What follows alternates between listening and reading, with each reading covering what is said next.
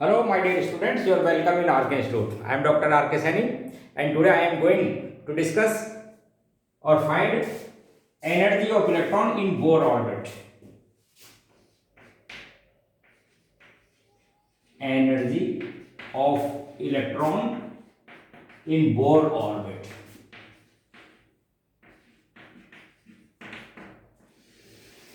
So, dear friends, the energy means total energy. The total energy is sum of the kinetic energy and potential energy.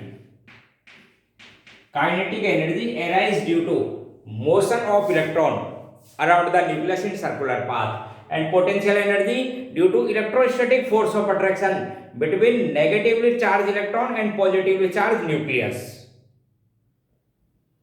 When electron present at infinite state from the nucleus, it means any type of attraction force and interaction force does not exist between nucleus and electron. Therefore, their potential energy will be zero at infinite.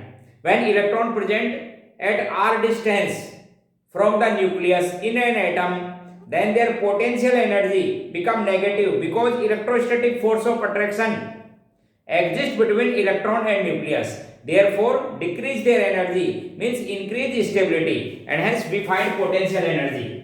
We find potential energy. Potential energy क्या थी एक बार? Electrostatic force of attraction.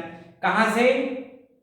Coulombic attraction electrostatic from infinite to r distance, and hence coulombic attraction था आपके पास में kZe² upon r², और इसको आप इंटीग्रेट कर दो from infinite to r distance. Integrate करेंगे तो k z और e तो कांस्टेंट, और ये वैल्यू आ जाएगी आपके पास में r-2. इंटीग्रेशन में आपको पता है कि पावर +1 कर दो और यही पावर नीचे रख दी जाती है -2 + 1, and hence the potential energy की वैल्यू हो जाएगी आपके पास में kZe² अपॉन r.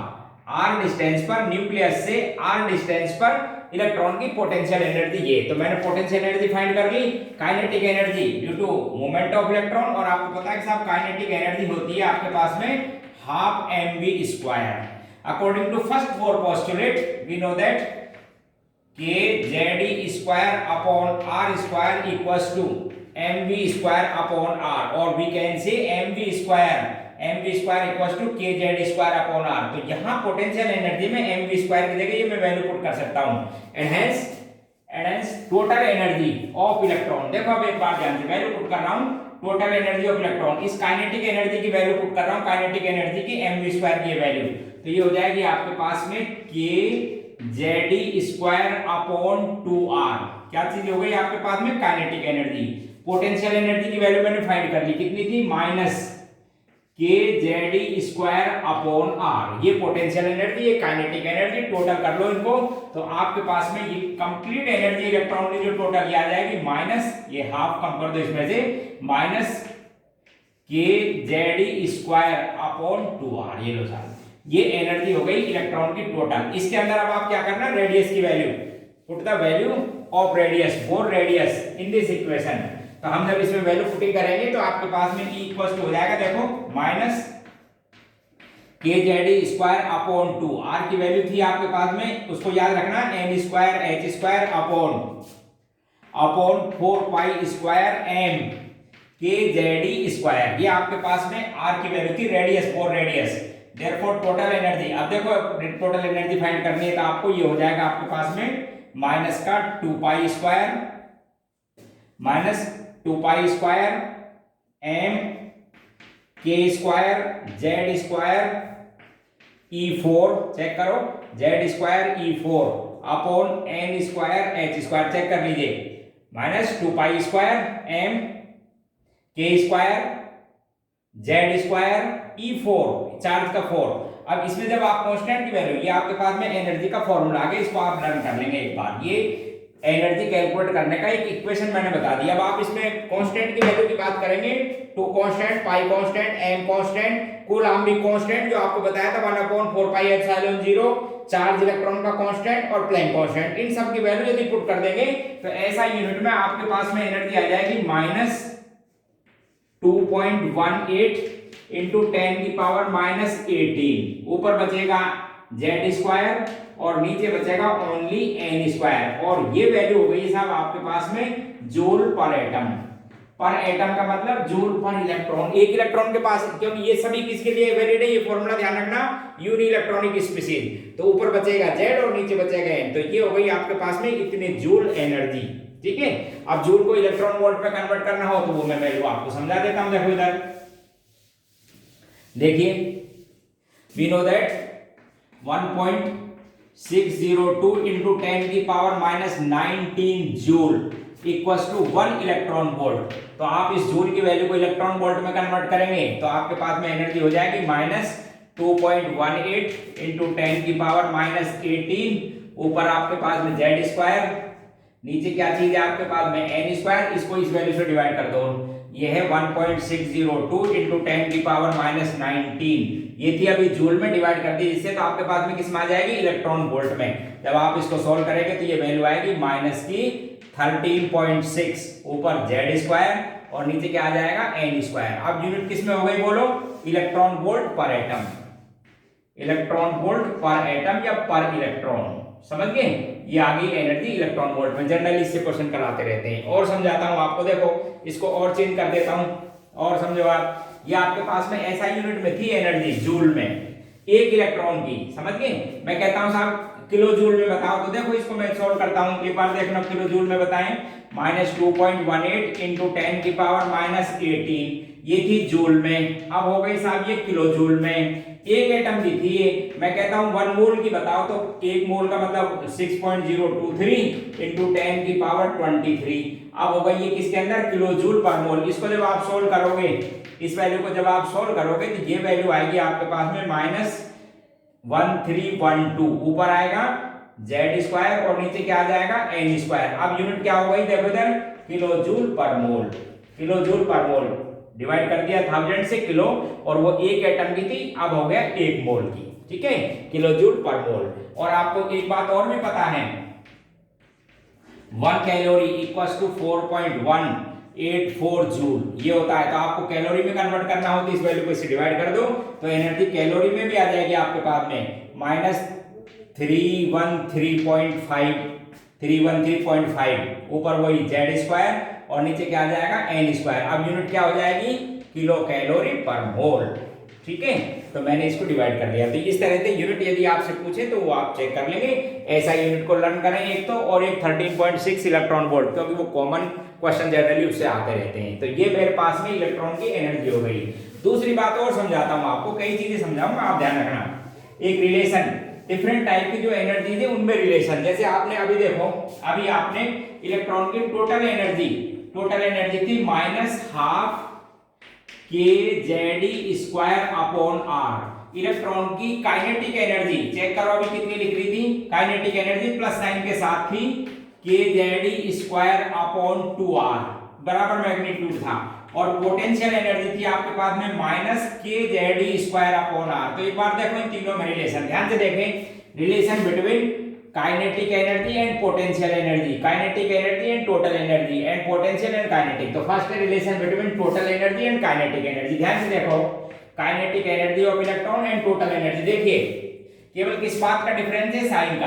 तो आप क्या करो, एक को यानी दोनों के मैग्नीट्यूड बराबर होते हैं, साइन चेंज कर दो, यहाँ पे नेगेटिव लगा दो, बराबर आ जाएगा relation kinetic and total energy में। इसी तरह से इस टोटल एनर्जी देखो, और ये पोटेंशियल एनर्जी, टोटल एनर्जी और पोटेंशियल एनर्जी को चेक करो, ये पोटेंशियल एनर्जी, एक बार देखिए साइन तो सेम है, बस आपको पता है कि टोटल एनर्जी इस पोटेंशियल एनर्जी की हाफ है। तो आप क्या करो, काइनेटिक टोटल एनर्जी को 2 से मल्टीप्लाई कर दो, इसको किससे मल्टीप्लाई कर दो, 2 से, किसके बराबर हो जाएगी, पोटेंशियल एनर्जी के। तो 2 into total energy equals to potential energy. इसका मतलब है कि इलेक्ट्रॉन की जो इलेक्ट्रोस्टैटिक फोर्स ऑफ अट्रैक्शन है उसकी वजह से जो एनर्जी होती है, ध्यान से सुन लो, उसकी वजह से जो एनर्जी होती है इलेक्ट्रोस्टैटिक फोर्स ऑफ अट्रैक्शन की वजह से, वो पता है कितनी है, हाफ है टोटल एनर्जी की, समझ गए। या फिर मैं बोल देता हूं कि potential energy equals to 2 into total energy, twice times of total energy equals to potential energy. ठीक है, और देखो एक रिलेशन, एक इसमें भी देख लीजिए, वो काइनेटिक एनर्जी को देखो, और पोटेंशियल एनर्जी को चेक करो, ये काइनेटिक एनर्जी, पोटेंशियल एनर्जी। पहली लाइन कि काइनेटिक एनर्जी का साइन पॉजिटिव, इसका नेगेटिव, और ये इसको मैग्नीट्यूड वाइज बात करेंगे तो आप क्या करो, काइनेटिक एनर्जी को 2 से मल्टीप्लाई करो और साइन नेगेटिव लगा दो, वैल्यू बराबर, चेक कर लो। काइनेटिक एनर्जी को पहली बात तो कितने से मल्टीप्लाई करो, 2 से, साइन नेगेटिव इसके बराबर आ गई। तो ये इन तीनों में रिलेशनशिप भी होता है, ठीक है। तो ये आपके पास में एनर्जी कैलकुलेट करने का फॉर्मूले थे, मैग्नीट्यूड था और इन तीनों में रिलेशन। अब मैं आपको 5 क्वेश्चन कराऊंगा, देखो बिल्कुल सिंपल क्वेश्चन। सबसे पहला सिंपल क्वेश्चन, एनर्जी के बारे में मैं बहुत सी बात बताऊंगा। क्वेश्चन फर्स्ट, इलेक्ट्रॉन वोल्ट में कैलकुलेट कर लेना, ध्यान से सुन लो। Calculate energy of electron of hydrogen atom which present in first cell, second cell, third and fourth. इससे कैलकुलेशन में क्या बता रहा हूं वो समझना ध्यान से। एनर्जी का फॉर्मूला है आपके पास में इक्वल्स टू -13.6, ऊपर लिखते हो साहब Z² और नीचे क्या लिखते हो n²। इलेक्ट्रॉन वोल्ट में वैल्यू है। फर्स्ट सेल में बात करूंगा तो हाइड्रोजन के लिए Z तो 1 रहेगा ही ऑलवेज, Z तो हाइड्रोजन के लिए ऑलवेज 1, n की वैल्यू यहां पर 1 लिखेंगे तो वैल्यू यही आ जाएगी आपके पास में -13.6 इलेक्ट्रॉन वोल्ट। सेकंड की बात करूंगा तो इस वैल्यू को डिवाइड करना 4 से, तो ये वैल्यू आएगी -3.4 इलेक्ट्रॉन वोल्ट, ठीक है। थर्ड की बात करूंगा तो इस वैल्यू को डिवाइड करना 9 से, तो ये वैल्यू आएगी -1.51 इलेक्ट्रॉन वोल्ट। और जब फोर्थ सेल की बात करूंगा तो डिवाइड करना 16 से, तो ये वैल्यू आएगी -0.85 इलेक्ट्रॉन वोल्ट। ये कैलकुलेट कर सकते हो एक लाइन। आप ध्यान से सुने, आप मेरी लाइन ध्यान से क्या सुनेंगे वो सुनिए। 2 कंक्लूजन बताऊंगा मैं आपको। सबसे पहला कंक्लूजन देखना ध्यान से, ये साहब एटम, सबसे पहली बात ये फर्स्ट सेल इस तरह के होते हैं, ये सेकंड, ये थर्ड, ये फोर्थ, ये फिफ्थ, तरह से इनफाइनाइट तक चलते हैं। इस सेल में इलेक्ट्रॉन की एनर्जी कितनी है, -13.6, यहाँ पर एनर्जी है -13.6, इस जगह इलेक्ट्रॉन की एनर्जी -3.4, इसका मतलब इंक्रीज, फिर और इंक्रीज -1.51 और इंक्रीज -0.85 इलेक्ट्रॉन वोल्ट। मतलब कंक्लूजन कि व्हेन इलेक्ट्रॉन जब लोअर एनर्जी स्टेट से हायर एनर्जी स्टेट में जाता है तो इलेक्ट्रॉन की एनर्जी इंक्रीज होती जाती है। और पता है हाईएस्ट एनर्जी कितनी होगी, 0, कहां पर, एट इनफाइनाइट। तो टोटल एनर्जी की मैं बात करता हूं तो एनर्जी इलेक्ट्रॉन की सबसे लोएस्ट एनर्जी कहां पर है, फर्स्ट सेल में। इसका मतलब भी समझते हो, जिसकी energy lowest, most stable, and hence in case of uni electronic species when electron present in their ground state n = 1 then it is the most stable form. क्या कहते हैं आप इसको, ग्राउंड स्टेट या मोस्ट स्टेबल। दूसरा conclusion देख लो एक बार, एक कंक्लूजन, दूसरा कंक्लूजन बहुत इंपॉर्टेंट है जो आगे जरूरत पड़ती रहती है इनकी। देखिए एक डिफरेंस देखते हैं फर्स्ट और सेकंड में, energy difference between first and second energy level. तो आप ये डिफरेंस चेक करोगे तो ये 10.2 इलेक्ट्रॉन वोल्ट। आप इसमें भी निकालो energy difference between third and second, निकालिए, ये थर्ड की वैल्यू, ये सेकंड की वैल्यू, तो ये डिफरेंस आएगा आपके पास में 1.89 इलेक्ट्रॉन वोल्ट। आप इसमें भी कैलकुलेट करो energy difference between 4 and third shell, check कर लो, तो ये वैल्यू आएगी 0.66 इलेक्ट्रॉन वोल्ट। दूसरा कंक्लूजन सुनना ध्यान से, जैसे जैसे इलेक्ट्रॉन न्यूक्लियस से अवे दूर जाता है उसकी एनर्जी इंक्रीज और energy difference between successive orbitals become decrease. Energy difference first और सेकंड में कितना, 10.2, सेकंड और थर्ड में थोड़ा कम 1.89, थर्ड और फोर्थ में और कम 0.66 इलेक्ट्रॉन वोल्ट। क्या कंक्लूजन है कि जैसे जैसे इलेक्ट्रॉन न्यूक्लियस से अवे दूर जाता है एनर्जी लेवल में एनर्जी डिफरेंस, ऑर्बिट में एनर्जी डिफरेंस कम होता जाता है। इसलिए चेक करना इलेक्ट्रॉनिक कॉन्फ़िगरेशन जब लिखते हैं तो कई बार एक्सेप्शन आ जाते हैं, क्योंकि हायर एनर्जी लेवल में जो डिफरेंस है वो कम हो जाता है, एनर्जी में डिफरेंस क्या हो जाता है, कम। तो 2 कंक्लूजन तो ये, तो एनर्जी का एक लाइन देखो। अच्छा दूसरा पॉइंट, कुछ टर्म्स हैं वो मैं आपको समझा देता हूं, कुछ टर्म समझो आप ध्यान से। एक होता है ग्राउंड स्टेट, एक होती है साहब आपके पास में ग्राउंड स्टेट। ग्राउंड स्टेट का मतलब समझ लो, सबसे पहली line, ground state means lowest energy state in which maximum attraction exist between nucleus and electron and hence species has lowest energy, most stable form is known as ground state. In case of unielectronic species, their electron must be present in first cell in ground state, and hence unielectronic species ground state means electron कहां पर होना चाहिए, first cell में, इसे कहते हैं ground state. दूसरा point होता है एक्साइटेड स्टेट्स। एक्साइटेड स्टेट, देखो ध्यान से, एक्साइटेड स्टेट की definition, when electron gain energy and excite into higher energy state. These are known as excited state, and hence all energy state whose energy greater than ground state are known as excited state. For example, in case of unielectronic species, excited state n equals to 2, 3, 4, 5 and so on. देखो एक बार ध्यान से, जब भी electron higher energy state में जाके तो इनको क्या कहते हैं, all are known as excited state. ये सभी एक्साइटेड स्टेट हैं. अब एक बार देखना, when electron present in second cell, then it is known as first excited state. First excited state. Similarly, when electron present in third cell, then it is known as second excited state. आप समझ इन लाइनों को, second excited state. ठीक है, इन्हें कहते हैं excited state. तीसरी डेफिनेशन समझो, एक ग्राउंड स्टेट, एक एक्साइटेड स्टेट. थर्ड है excitation potential. Third excitation potential, excitation potential और energy. Amount of energy required, ध्यान सुनना, amount of energy required to excite electron from ground state into excited state, and this energy is known as excitation energy or excitation potential. For example, find first excitation potential. First excitation potential का मतलब ground state से electron को कहां ले जाना है आपको, first excited state में.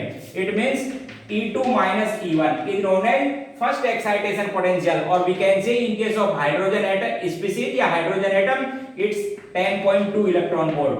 Similarly, third excitation potential, ध्यान से सुन लो, third excitation potential, third excitation का मतलब amount of energy required for the excitation of electron from ground state into third excited state. First excited state, second excited state, and it is third excited state. Therefore, third excited potential is the energy difference of fourth cell to first. Fourth cell में energy minus में 0.85 electron volt check कर ली थी, first में minus 13.6 electron volt, and hence required 12.75 electron volt energy for third excitation of the electron. Clear. अगला point और देखो, कुछ देखिए, सेपरेशन एनर्जी. सेपरेशन एनर्जी ध्यान से समझना, सेपरेशन एनर्जी ध्यान से सुनना. Amount of energy required when electron separate from any excited state into infinite state. Amount of energy required for the electron from their any excited state into infinite state, then this amount of energy is known as separation energy or separation potential, and hence separation energy, देखो इधर, and hence separation energy equals to energy in infinite state minus energy in excited state. excited state की value n के लिए 2 और more. For example देखो, देखिए ध्यान से, मैं कहता हूं फाइंड मैक्सिमम सेपरेशन एनर्जी, ध्यान से सुनना, find maximum separation energy in case of electron of hydrogen atom. तो सेपरेशन का मतलब आपको कहां पे ले जाना है, इनफाइनाइट पे 0, और मैक्सिमम का मतलब कहां से लेना था आपको, सेकंड में. सेकंड में एनर्जी कितनी होती है, 3.4 electron volt. It is maximum separation energy in case of hydrogen atom. कितनी चाहिए, 3.4 इलेक्ट्रॉन वोल्ट. और यदि इससे ऊपर वाले में बात करेंगे तो ये अमाउंट कम होती चली जाएगी. इसको कहते हैं सेपरेशन एनर्जी. इसी तरह से एक होता है आयोनाइजेशन एनर्जी और आयोनाइजेशन पोटेंशियल. कुछ इससे मिलती जुलती टर्म है, ध्यान से देखो. आयोनाइजेशन एनर्जी और also known as ionization potential, और also known as ionization potential. अब आप इसको समझना, इसकी भी डेफिनेशन सुन लो. Amount of energy required for the removal of electron from their ground state is known as ionization energy, और we can say amount of energy required for the electron for electron move into infinite state from their ground state, and hence ionization energy is the difference of energy when electron in infinite to energy in ground state. Infinite पे electron की energy 0, ground state में in case of hydrogen atom their energy is 13.6 electron volt, and hence its ionization potential is 13.6 electron volt. तो ये इस तरह की कुछ क्या होती है, टर्म्स होती हैं जो आपसे पूछी जाती हैं. क्वेश्चन बताता हूं 3-4 देखो. क्वेश्चन,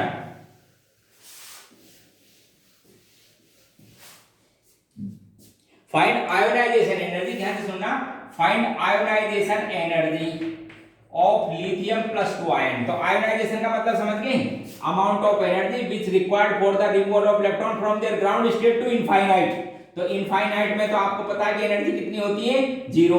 और कहां से लेना है आपको, ग्राउंड स्टेट से। ग्राउंड स्टेट से इस डिफरेंस को कहते हैं। तो ये तो 0 और ग्राउंड स्टेट में एनर्जी फाइंड करो। देखो इधर ग्राउंड स्टेट में एनर्जी फाइंड करने का फॉर्मूला था 13.6, ऊपर लिखोगे z², नीचे क्या लिखोगे n²। ग्राउंड स्टेट का मतलब n = 1 और z लिथियम के लिए z कितना होता है 3, एटॉमिक नंबर 3। तो इस वैल्यू को 9 से मल्टीप्लाई करो, इस वैल्यू को 9 से मल्टीप्लाई करेंगे तो ये नियरली आएगी 122.4 इलेक्ट्रॉन वोल्ट। तो आपके पास में आयोनाइजेशन एनर्जी हो गई 122.4 electron volt in case of lithium plus 2 ion. तो इस तरह से आप आयोनाइजेशन एनर्जी भी कैलकुलेट कर सकते हो, आपस में एनर्जी का रेशो भी फाइंड कर सकते हो। ये आपके पास में एनर्जी कैलकुलेट करने का फॉर्मूला था। अब मैं बहुत इंपॉर्टेंट टॉपिक डिस्कस करने जा रहा हूं, जो है आपके पास में एटॉमिक स्पेक्ट्रम। ध्यान से सुनेंगे। तो मैंने आपको बोर का थर्ड पोस्टुलेट याद करो। पहले बोर का थर्ड पोस्टुलेट था कि इलेक्ट्रॉन सर्किल में, स्टेशनरी सर्किल में रिवॉल्विंग करता रहता है जब तक कि इलेक्ट्रॉनिक ट्रांजिशन या एटॉमिक स्पेक्ट्रम नहीं बनता। जब इलेक्ट्रॉन ग्राउंड स्टेट में पर्टिकुलरली फोटोन को एब्जॉर्ब करता है, ध्यान से सुनना, इलेक्ट्रॉन है ग्राउंड स्टेट में, ये रहा, जब आप इस पर कोई रेडिएशन स्ट्राइक करेंगे एनर्जी की, तो ये क्या करेगा, इस पर्टिकुलर फोटोन को, ध्यान रखना, एक इलेक्ट्रॉन एक फोटोन को एब्जॉर्ब करेगा और इसकी एनर्जी के अकॉर्डिंग ये इलेक्ट्रॉन एक्साइट होके किसी हायर एनर्जी स्टेट में चला जाएगा। तो जब भी एब्जॉर्प्शन स्पेक्ट्रम की बात करोगे, जब भी एब्जॉर्प्शन स्पेक्ट्रम की बात करोगे, तो इलेक्ट्रॉन ग्राउंड स्टेट से इस फोटोन की एनर्जी के अकॉर्डिंग किसी एक्साइटेड स्टेट में चला जाएगा एक ही बार। हो सकता है इसमें इतनी एनर्जी हो कि फर्स्ट से सेकंड में चला जाए, हो सकता है इसके पास इतनी एनर्जी हो कि फर्स्ट से थर्ड में चला जाए, हो सकता है इसके पास में एनर्जी और ज्यादा हो। समझ रहे हो? तो ध्यान रखने की बात है कि एब्जॉर्प्शन स्पेक्ट्रम में स्पेक्ट्रम की जो लाइंस बनेगी ऑलवेज फ्रॉम ग्राउंड स्टेट से बनेगी। और कहां जाएगा इलेक्ट्रॉन, जितनी उसके पास एनर्जी एब्जॉर्ब करेगा उसके अकॉर्डिंग। और ध्यान रखना, हर एब्जॉर्प्शन में हाउ मेनी क्वांटम या how many photon are absorb, answer देंगे 1। देखो इधर ध्यान से, n = 1 से 2 में गया, 1 से 3 में गया, 1 से 4 में गया, 5 में गया। आप ध्यान से सुनो मेरी लाइन क्या कह रहा हूं, बताइए मुझे, हाउ मेनी क्वांटम और how many photon absorb by the electron in ground state. तो नंबर ऑफ क्वांटम की बात करूंगा, नंबर ऑफ क्वांटम या क्वांटम की बात करूंगा तो हर ट्रांजिशन में 1 1 1 1 1, but the energy difference is different. मैं पूछता हूं एनर्जी बताओ, तो बोले साहब एनर्जी सबकी अलग अलग, एनर्जी सबकी अलग अलग, तो यहां पे कुछ अलग एनर्जी चाहिए, यहां कुछ अलग चाहिए, ज्यादा चाहिए, तो एनर्जी सबकी क्या है, अनइक्वल। और मैं बोल देता हूं साहब इसके अंदर एनर्जी कम चाहिए, यहां पर ज्यादा चाहिए, यहां पर और ज्यादा चाहिए, ज्यादा चाहिए। तो आप समझ रहे हो ना कि ये जो इलेक्ट्रॉन ट्रांजिशन के लिए जाता है, आपको पता है प्लैंक की थ्योरी है, energy directly proportional to frequency of radiation. तो ये जो फोटोन रेडिएशन है उसकी फ्रीक्वेंसी के directly proportional. Number of quantum 1 1, ध्यान से सुनो, but their magnitude of energy different, depend upon the energy difference between final and initial state. इतनी एनर्जी एब्जॉर्ब करेगा। अच्छा आप सुनो, ये तो एब्जॉर्प्शन की बात हो गई साहब। अब बात करते हैं एमिशन की, ध्यान से सुनिए, एमिशन स्पेक्ट्रम की, एमिशन स्पेक्ट्रम के बारे में सुनो। अब इलेक्ट्रॉन एनर्जी गेन करके चला गया साहब हायर एनर्जी स्टेट में, सपोज यहां पर है इलेक्ट्रॉन, ठीक है, जब इलेक्ट्रॉन वापस लोअर एनर्जी स्टेट में आएगा, अपनी ओरिजिनल स्टेट गेन करेगा, तो ये भी हर बार एक quantum energy, 1 quantum energy emit करेगा। वो क्वांटम एनर्जी मैग्नीट्यूड के अकॉर्डिंग अपनी पोजीशन पर आता रहेगा इलेक्ट्रॉन। हो सकता है एक क्वांटम एनर्जी इतनी एमिट कर दे, यहां पर आ जाए, हो सकता है नहीं साहब ये ऐसे भी कर सकता है। देखो बहुत सी पॉसिबिलिटी है, बोले ऐसे भी कर सकता है, इसकी चॉइस है, यहां भी कर सकता है, हो सकता है डायरेक्ट भी आ जाए। इसके बाद इस इलेक्ट्रॉन की भी पोजीशन है, बोले साहब ये इधर आ जाए, हो सकता है ये इतनी एमिट करे, तो बहुत सी, यानी आप समझिए जब इलेक्ट्रॉन किसी हायर एनर्जी स्टेट में होता है तो 1 1 क्वांटम एनर्जी होगी हमेशा, 1 1 ही देखना, ये how many quantum 1, how many quantum 1, how many quantum, how many quantum 1 1 1, but the magnitude of each quantum is different, depend upon the energy difference of energy level. सब energy level के difference पर depend करती है, सबकी value अलग अलग आएगी। तो जब आप ध्यान रखें कि एमिशन स्पेक्ट्रम बनता है, एमिशन, तो इलेक्ट्रॉन के बहुत से पाथ हो सकते हैं या बहुत सी जो स्पेक्ट्रम लाइन बन सकती हैं। तो उन टोटल लाइंस को कैलकुलेट करने का देखो आपको एक फॉर्मूले, बहुत से फॉर्मूले मेरे पास, वो भी समझा देता हूं। एमिशन स्पेक्ट्रम की बात है, एमिशन स्पेक्ट्रम की जब बात करेंगे, एमिशन स्पेक्ट्रम की बात करेंगे तो जो टोटल लाइन बनती है कैलकुलेट करने के लिए बहुत से फॉर्मूले, देखो टोटल लाइंस कैलकुलेट करने का एक formula n2 minus n1, n2 minus n1 plus 1 divide by 2, where n2 क्या चीज है, हायर एनर्जी स्टेट, और n1 क्या चीज है, लोअर एनर्जी स्टेट। ठीक है, इफ n1 इक्वल्स टू 1 मतलब ग्राउंड स्टेट में आ जाए और n2 इक्वल्स टू n लिखा जाए तो ग्राउंड स्टेट में यदि इलेक्ट्रॉन आ जाता है तो टोटल लाइंस आप इस फॉर्मूले से भी कैलकुलेट कर सकते हो। इसी को मॉडिफाई करके लिख दिया है मैंने, चेक कर लो।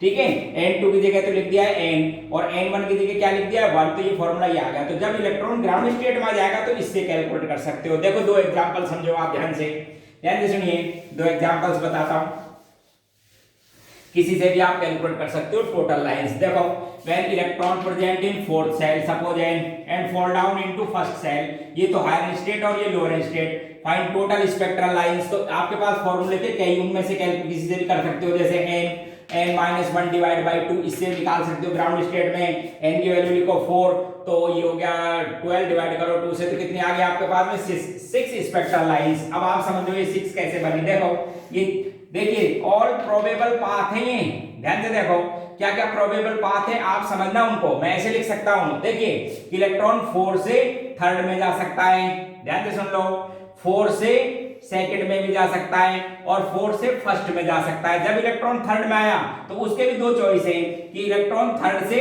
सेकंड में जा सकता है और इलेक्ट्रॉन थर्ड से फर्स्ट में भी जा सकता है, और जब सेकंड में आ गया तो उसके पास एक ही पाथ है कि इलेक्ट्रॉन सेकंड से फर्स्ट में चला जाए। तो टोटल लाइन काउंट करो कितनी हो गई आपके पास में 6। तो ऐसे भी बना सकते हो, या फिर मैं ऐसे बोलूं, देखो देखिए ध्यान से, n इक्वल्स टू 4 से 3 में जा सकता है, 2 में जा सकता है या 1 में जा सकता है। कितनी लाइन हो गई 3, वो बना रखी। ठीक है, 4 वाले की चॉइस। अच्छा थर्ड वाले की चॉइस देखो, थर्ड वाले की 2 में जा सकता है या कहां जा सकता है, ये 1 में जा सकता है, दो चॉइस। अच्छा 2 वाले की चेक करो, बोले ए की चॉइस है 1 में, तो टोटल स्पेक्ट्रल लाइन कितनी बन गई आपके पास में 6। ऐसे भी चेक कर सकते हो, या फिर मैं और बता सकता हूं, देखो इधर ध्यान से सुनो, ऐसे भी बोल सकता हूं, बहुत से तरीके मेरे पास एक्सप्लेन करने के। देखिए स्पेक्ट्रल लाइन को कैलकुलेट करने के लिए मैं ऐसे ही बोल सकता हूं, सपोज सुनो, यदि इलेक्ट्रॉन सपोज n बराबर 2 में था, n किस में था, सेकंड सेल में, और n इक्वल टू 1 में आएगा तो बोलो कितनी स्पेक्ट्रल लाइन बनेगी 1। अच्छा n 3 2 से 1 में जाएगा तो कितनी बनेगी 1। देखो इसको एक दूसरा तरीका, 1 2 और ये 3 1 बनी। यदि थर्ड में होता तो एक तो ऐसे हो सकती थी और एक इसी तरह से थर्ड में इतनी, तो 2 और ऐड हो गई, तो 1 प्लस 2 प्लस 3 प्लस 4 प्लस ऐसे करते n-1, ऐसे भी लिख सकते हो टोटल स्पेक्ट्रल लाइन। देखो एक बार, जैसे मैं कहता हूं कि थर्ड में इलेक्ट्रॉन था, बताइए टोटल स्पेक्ट्रल लाइन कितनी बनेगी एमिशन स्पेक्ट्रम में, तो ये तो बनती है 1, तो आप यहां तक बात कर लेंगे n-1 का मतलब है थर्ड में से कम करो 2 तक, तो 3 लाइंस हो जाएंगी। मैं कहता हूं फोर्थ में था, इधर देखो n इक्वल्स टू 4 में होता तो n इक्वल्स टू 4 का मतलब 3 तक ऐड कर लो, 1 प्लस 2 प्लस 3 6। अभी आपको बताई थी वो 6 लाइन बनी हुई, तो आप ऐसे भी लिख सकते हो 1 plus 2 plus 3 plus 4 plus 5 and last में क्या लिख दोगे प्लस n-1। n क्या है, जिस हायर एनर्जी लेवल पर है वहां तक ऐड कर लो। ऐसे भी आप फाइंड कर सकते हो टोटल स्पेक्ट्रल लाइन। तो एक तो छोटा छोटा क्वेश्चन ऐसे ही बन जाते हैं भाई, find the total number of spectral line. अच्छा अब ये जो स्पेक्ट्रल लाइंस बनती है, अब एक चीज और समझेंगे आप, देखो इधर सपोज ये तो है आपके पास में एब्जॉर्प्शन स्पेक्ट्रम की कोई लाइन, इधर देखो इलेक्ट्रॉन n1 से कहां पर गया n4 में, इसे तो कहेंगे एब्जॉर्प्शन, एनर्जी एब्जॉर्ब की है। अब वापस सुनो, n4 से सपोज इलेक्ट्रॉन n1 में जाता है, इसे कहते हैं एमिशन। इन दोनों की एनर्जी, जो रेडिएशन एमिट होगी उसकी एनर्जी इक्वल चेक कर लो। अच्छा जब एनर्जी इक्वल है, आपको एक बात मालूम है, एक बात समझा देता हूं, एनर्जी डायरेक्टली प्रोपोर्शनल होती है फ्रीक्वेंसी के, और मैं बोल देता हूं energy equals to h nu, और we can say energy equals to h c by lambda, और we find change in energy inversely proportional to wavelength. अब सुनना ध्यान से, अब पहली लाइन तो सुनो, जब डिफरेंट टाइप की एनर्जी एमिशन या एब्जॉर्प्शन होता है तो वेवलेंथ भी अलग अलग होती हैं, और अलग अलग होती हैं तो स्पेक्ट्रम में अलग अलग लाइंस बनती है। एनहेंस एटॉमिक स्पेक्ट्रम कैसा था? लाइन वाला। बहुत सी लाइन, लाइमन पामर पास से नाम देंगे, सुनो। एटॉमिक स्पेक्ट्रम लाइन होती है, क्यों? क्योंकि जब इलेक्ट्रॉन ट्रांजिट करता है, जैसे एक सेल से सेकंड सेल में, एब्जॉर्प्शन कराता है, एमिशन, सबकी एनर्जी अलग अलग बता दिया था। Each quantum have different energy depend upon the energy difference of energy level. जब एनर्जी आपको पता है अलग अलग है तो उसकी वेवलेंथ अलग अलग है, और वेवलेंथ अलग है तो स्पेक्ट्रम में अलग अलग वेवलेंथ की लाइंस बनेंगी। एंड हेंस एटॉमिक स्पेक्ट्रम कैसा होता है? लाइन। ठीक है, अब आगे सुनो, देखो इधर ध्यान से, ये भी आपके बाद में एब्जॉर्प्शन और एमिशन, यदि एक ही स्पीशीज होती है हाइड्रोजन का, बोले था ये तो एब्जॉर्प्शन है, ये एमिशन है, एनर्जी सेम, इसका मतलब वेवलेंथ भी सेम। अच्छा, जब वेवलेंथ सेम तो कैसे डिफरेंस होगा वो सुनो ध्यान से। ये तो है आपके पास में एब्जॉर्प्शन, ये तो क्या है? एब्जॉर्प्शन। सपोज समझिए, सपोज मान लीजिए किसी ने 5000 एंगस्ट्रम की लाइट एब्जॉर्ब कर रखी है, वेवलेंथ कितनी थी? 5000 एंगस्ट्रम। तो यहां पर मैं बोलूं तो साहब ये एमिट कर रखी है, ये तो एब्जॉर्ब की, ये तो एब्जॉर्ब रेडिएशन है, और ये कैसी कर दी? एमिट कर दी। इतने यहां पर वेवलेंथ, ये क्या कर दिया? इस वेवलेंथ का एमिशन कर दिया, कितने का? वही 5000 एंगस्ट्रम का। जब आप इन दोनों के स्पेक्ट्रम चेक करोगे तो जो एब्जॉर्प्शन करेंगे, एब्जॉर्प्शन का मतलब समझ गए कि इस वेवलेंथ की लाइट उस इलेक्ट्रॉन ने एब्जॉर्ब कर रखी है, जिसको लेके वो कहां चला गया? ऊपर। और बाकी जो आपके पास में व्हाइट लाइट थी उसमें ये नहीं मिलेगा। तो आपके पास में पूरा स्पेक्ट्रम तो होगा ब्राइट, और जो स्पेक्ट्रम में लाइन उसने एब्जॉर्ब कर रखी है वहां पर क्या मिलेगा? Black line, black line. And in bright spectrum, आप समझो इसको। एब्जॉर्प्शन का मतलब कि इस ट्रांजिशन में इलेक्ट्रॉन ने सपोज 5000 एंगस्ट्रम की रेडिएशन को एब्जॉर्ब कर लिया, तो वो इलेक्ट्रॉन इस रेडिएशन को लेके तो गया ना ऊपर, और बाकी रिमेनिंग लाइट है उसमें सारे कलर हैं, ये नहीं है, 5000 एंगस्ट्रम का कलर नहीं है। तो आपके पास में क्या होगा? ब्राइट तो होगा स्पेक्ट्रम, ये पूरा ब्राइट होगा, बस यहाँ पर क्या दिखाई देगी आपको? ब्लैक लाइन, ब्लैक लाइन, जो एंगस्ट्रम उसने एब्जॉर्ब कर लिया। अब इसकी बात करते हैं, सर इसने क्या किया? एनर्जी एमिट कर दी, कितनी? 5000 की। अब ध्यान से सुन लो, इसने एनर्जी एमिट की, इसलिए इस वेवलेंथ पर तो क्या हो जाएगी आपके पास में? एक ब्राइट लाइन, और पूरा स्पेक्ट्रम होगा ब्लैक। देखो ये डिफरेंस है, पूरा स्पेक्ट्रम तो कैसा हो जाएगा आपके पास में? ब्लैक, पूरा ब्लैक स्पेक्ट्रम। बस इसी वेवलेंथ पर क्या होगी? Bright light, bright light with black spectrum. ये डिफरेंस होता है किसमें? यदि सेम वेवलेंथ हो एब्जॉर्प्शन और एमिशन में, तो जो एब्जॉर्ब वेवलेंथ है वहां पर ब्लैक लाइन बनेगी ब्राइट स्पेक्ट्रम में, और एमिशन वाली में ब्लैक स्पेक्ट्रम होगा, उस जगह जो वेवलेंथ एमिट की उसकी ब्राइट लाइट बनेगी। दोनों की वेवलेंथ सेम। इस ब्लैक लाइन की वेवलेंथ कितनी होगी? 5000 एंगस्ट्रम। इस ब्राइट लाइन की कितनी होगी? वही 5000 एंगस्ट्रम, क्योंकि energy absorption emission equal means wavelength equal. तो ये आपके पास में एटॉमिक स्पेक्ट्रम की वेवलेंथ या लाइन वाले था। अब इनकी एनर्जी कैसे कैलकुलेट करते हैं वो मैं समझाता हूं। देखो इधर, ये जो एनर्जी एब्जॉर्ब या एमिट करते हैं उससे आप वेवलेंथ फाइंड कर सकते हो। तो देखो एक बार ध्यान से, सपोज ये आपके पास में एनर्जी डिफरेंस था, चाहे उसने एब्जॉर्ब की हो, ध्यान से सुन लो। जैसे एमिशन एब्जॉर्ब करता है तो एनर्जी इतनी एब्जॉर्ब की जिससे इलेक्ट्रॉन ग्राउंड स्टेट से हायर में चला जाएगा, और यदि एमिट करता है हायर से लोअर में तो ये डिफरेंस था। तो ये एनर्जी डिफरेंस है, समझ लो किसका? E2 - E1 का, वेयर E1 क्या चीज है? लोअर एनर्जी स्टेट, और E2 क्या चीज है? Higher energy state. ये एनर्जी डिफरेंस है। तो मैग्नीट्यूड वाइज बात बताऊं, आप समझ लो, मैग्नीट्यूड वाइज बात बताऊं तो ऐसा यूनिट में ये वैल्यू थी एनर्जी की, देखो -2.18 ×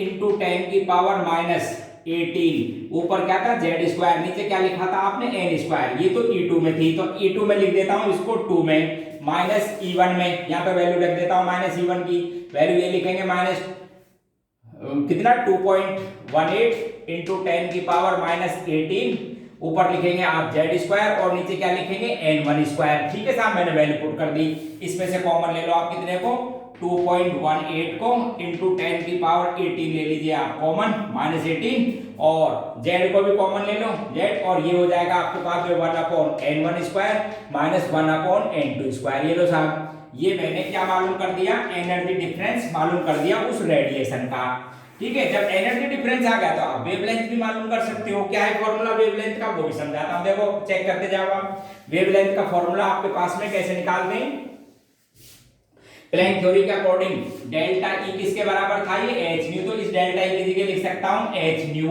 एच न्यू तो आप फ्रीक्वेंसी भी मालूम कर सकते हो, समझ गए, रेडिएशन की क्या मालूम कर सकते हो, फ्रीक्वेंसी। तो लिख रहा हूं देखो इधर बहुत सी चीज, एच न्यू इक्वल टू ये लिख देता हूं 2.18 इंटू 10 की पावर माइनस 18, ऊपर जेड स्क्वायर बचा हुआ है और वैल्यू है 1/n1 square minus 1/n2 square. ये आपके पास में क्या फाइंड, इसको डिवाइड कर दीजिए किससे, प्लैंक कांस्टेंट से। क्या आ जाएगी, फ्रीक्वेंसी ऑफ द रेडिएशन, जो एमिट कर रखी है एब्जॉर्ब कर रखी है उसकी क्या आ गई, फ्रीक्वेंसी। ये फ्रीक्वेंसी भी फाइंड कर सकते हो। और सुनो, और सुनिए, अच्छा फ्रीक्वेंसी की वैल्यू भी होती है आपके पास में c by lambda. Frequency equal to क्या होती है, सी बाई लैम्डा। तो यदि मुझे इसको भी ऐसे लिख सकता हूं 2.188 इंटू 10 की पावर माइनस 18, ऊपर जेड स्क्वायर और नीचे क्या चीज है एच, और बाकी final formula 1/n1 square minus 1/n2 square. तो ऐसे यदि मुझे वेवलेंथ फाइंड करनी हो तो इसको ऐसे लिख देता हूं, सी भी कांस्टेंट एच भी कांस्टेंट, इसलिए वेवलेंथ का फॉर्मूला आ जाएगा। इस सब को मिला के, इस कांस्टेंट और ये सब की जो वैल्यू है इसको कहते हैं रिडबर्ग कांस्टेंट। अभी इसकी वैल्यू बताऊंगा किसकी जगह लिखी थी आपने, वो वैल्यू भी समझाऊंगा। इसका एक नाम दे देता हूं Rydberg constant, Z square 1/n1 square minus 1/n2 square. ये आपके पास में रिडबर्ग इक्वेशन हो गई, जिससे मैं क्या फाइंड कर सकता हूं, वेवलेंथ। और आपको एक बात और पता है, वेवलेंथ इनवर्सली प्रोपोर्शनल होती है वेव नंबर के, आप वेव नंबर भी फाइंड कर सकते हो। Reciprocal of wavelength is known as wave number, तो वेव नंबर भी आप फाइंड कर सकते हो। n2 क्या चीज है, हाई एनर्जी स्टेट, और n1 क्या है, लोअर एनर्जी स्टेट। ये जो मैंने रिडबर्ग कांस्टेंट लिखा है ना, उसकी बात सुन लो आप। पहले मुझे एक बात बताएंगे, ये जो वैल्यू है ध्यान से सुनना, ये जो मैंने वैल्यू लिख रखी है किसमें, 2.18 इंटू 10 की पावर माइनस 18 जूल में। आप बता सकते हो क्या क्या कांस्टेंट थे उस समय, मैं आपको याद दिलाता हूं एनर्जी की वैल्यू। देखो ये लिखी थी आपने माइनस 2 पाई स्क्वायर एम के square Z square E4 upon n square h square. इसमें से एक तो एन हटा दिया मैंने और एक एटॉमिक नंबर, ठीक है, और बाकी सब की जगह ये वैल्यू लिख रखी थी, इन सब की जगह ये वैल्यू थी। अब इसको किससे डिवाइड कर रखा है, CH से, तो ये CH3 समझ गए। ये सब वैल्यू, इन सब की जगह मैंने क्या लिख रखा है यहाँ पर, रिडबर्ग कांस्टेंट। तो ध्यान रखना इस रिडबर्ग कांस्टेंट की वैल्यू, रिडबर्ग कांस्टेंट इसके बराबर है। वैसे इसकी एक्सपेरिमेंटल वैल्यू होती है 109,677 सेंटीमीटर इनवर्स। ये रिडबर्ग कांस्टेंट है, कई बार पूछ लेते हैं रिडबर्ग कांस्टेंट की किसकी जगह रखा है आपने, ये मैग्नीट्यूड, ठीक। तो अब आप स्पेक्ट्रल लाइंस की वेवलेंथ, आप उसकी वेवलेंथ, उसका वेव नंबर, उसकी फ्रीक्वेंसी फाइंड कर सकते हो इस इक्वेशन से, ठीक है। अब एटॉमिक स्पेक्ट्रम, जो यूनी इलेक्ट्रॉनिक स्पीशीज है, उनके एटॉमिक स्पेक्ट्रम में बहुत सी लाइंस मिलती है, उनको मैं आपको बताता हूं। देखो ध्यान से, कौन कौन सी लाइंस बनती है वो समझ लो एक बार। Following lines are observed in atomic spectrum of uni electronic species. सबसे पहली लाइन है लाइमन, इस तरह से बोले जाते हैं लाइमन सीरीज, लाइमन सीरीज। अब आप ध्यान से सुनो, ये आपके पास में वेवलेंथ फाइंड करने का, वेवलेंथ या वेव नंबर फाइंड करने का भी फॉर्मूला था, 1 wavelength equals to Rydberg constant Z square, atomic number है उसका Z square, 1/n1 square minus 1/n2 square. ये आपने फॉर्मूला फाइंड किया था, ठीक है, n1 n2। तो लाइमन का मतलब है when electron fall down into ground state from any higher energy state, therefore n1 is 1 always and n2 is maybe 2 3 4 5 and so on। और टोटल जो लाइमन बनेगी, टोटल लाइमन वो बन जाएगी n-1। n-1 का मतलब समझ गए, मान लीजिए आपके पास में सेकंड सेल में है तो कितनी बनेगी 1, थर्ड में तो कितनी बनेगी 2 लाइमन, समझ गए, टोटल लाइमन ये। और इस तरह की जो लाइंस होती हैं उनकी वेवलेंथ हाइड्रोजन स्पेक्ट्रम में, उनकी वेवलेंथ होती है अल्ट्रावायलेट रीजन में, उनकी वेवलेंथ का रेंज क्या आएगा, अल्ट्रावायलेट रीजन। तो ये हो गई लाइमन सीरीज। दूसरी होती है बामर, आप समझना इसको भी, सेकंड बामर सीरीज। ध्यान से सुनो, when electron fall down into second energy level from any higher energy level, then the spectral lines are known as Balmer and the total Balmer lines, total की बात करो तो क्या लिख दोगे, n-2 सेकंड तक लाना है। फॉर एग्जांपल देखो इधर ध्यान से कि ये आपके पास में n इक्वल्स टू सपोज 2 था, ये n इक्वल्स टू 3, तो इसको बोलेंगे आप फर्स्ट बामर सीरीज। क्या बोलेंगे आप इसको, first Balmer series. n equals to 4, इसको बोलेंगे आप सेकंड बामर सीरीज। लाइक आनी है कहां तक, सेकंड में। ये होती है आपके पास में बामर सीरीज। हाइड्रोजन स्पेक्ट्रम में ध्यान से सुन लो, ये फर्स्ट है हाइड्रोजन स्पेक्ट्रम में 4 बामर, ध्यान दी शुरू की 4 कौन कौन सी, देखो हाइड्रोजन स्पेक्ट्रम में N3 से N2 इसको कहेंगे फर्स्ट बामर, N4 से N2 इसको क्या कहेंगे सेकंड बामर, N5 से N2 ये थर्ड बामर, और N6 से N2 ये फोर्थ बामर। ध्यान रखना फोर्थ बामर N2 इसको कह देते हैं हाइड्रोजन के लिए अल्फा, इसको कहते हैं बीटा, इसको कहते हैं गामा, और इसको कह देते हैं डेल्टा। ये 4 स्पेक्ट्रल लाइन बामर सीरीज की इन case of hydrogen atom visible region में आती हैं। इसमें विजिबल, औरों की वेवलेंथ तो फिर उसके अकॉर्डिंग आएगी, अल्ट्रावायलेट में क्या आती है विजिबल में। इसलिए 4 लाइन दिखाई देती हैं आपको विजिबल रीजन में। ये आती है आपको विजिबल रीजन होता है, देखो मैं आपको समझा देता हूं, ये वाला violet, indigo, blue, green, yellow, orange और रेड। तो फर्स्ट लाइन जो ये करीब 6500 एंगस्ट्रम के आसपास होती है, आपको बता देता हूं नियरली 6565 एंगस्ट्रम के आसपास है। तो फर्स्ट जो ये लाइन है ये तो आती है रेड रीजन में, ये जो सेकंड है ये आती है ग्रीन में, ग्रीन के आसपास की बोल लो, इसके एडजेसेंट ग्रीन में। थर्ड आती है ब्लू में, ब्लू में, और फोर्थ आती है आपके पास में वॉयलेट में। फोर्थ किसके अंदर आ जाती है, वॉयलेट रीजन में। बस ये 4 लाइन हाइड्रोजन स्पेक्ट्रम की, ये फोर्थ लाइन बामर की ये विजिबल रीजन में, बाकी सब अल्ट्रावायलेट रीजन में होती हैं। समझ रहे हो, उनकी एनर्जी काफी हो जाती है, इसलिए वेवलेंथ थोड़ी कम। इसके बाद में नेक्स्ट होता है आपके पास में बामर के बाद में पार्शियन, पार्शियन सीरीज थर्ड। इसके लिए N1 का मतलब थर्ड में आना चाहिए, कहां से, from any higher energy state 4 5 6 and so on. Total करोगे तो N-3 तक आएंगी, और ये सब आती है आपके पास में, इनकी वेवलेंथ होती है इंफ्रारेड रीजन की। उसके बाद में फोर्थ आती है ब्रैकेट, उसके बाद में फोर्थ कौन सी होती है, ब्रैकेट सीरीज। उसके लिए किसी हायर एनर्जी स्टेट से, किसी भी हायर एनर्जी स्टेट से इलेक्ट्रॉन को फोर्थ सेल में आना चाहिए, इसलिए N1 की वैल्यू ऑलवेज 4, और N2 में भी 5 6 and 7 and so on. Total हो जाएंगे N-4, और ये भी आती है, इनकी वेवलेंथ होती है इंफ्रारेड रीजन की। फिफ्थ आपके पास में होती है फंड सीरीज, फंड सीरीज।